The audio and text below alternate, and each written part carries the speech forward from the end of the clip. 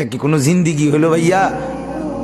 কখনোই আল্লাহকে ডাকতে মন চায় না, এক বেলা নামাজ পড়তেও মন চায় না, কোনো দিন ফজরের নামাজ পড়তে মন চায় না, কোনো দিনও আল্লাহকে ডাকতে মন চায় না। আয় হায় হায়, এটা কি কোনো মানুষের জীবন হইল ভাইয়া? বেপর্দা নারী সমাজ আরো বেশি নষ্ট করে।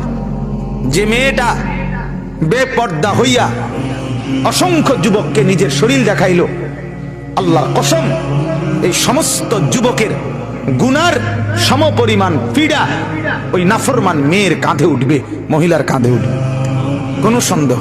এটা কি কোনো জিন্দিগি হলো ভাইয়া?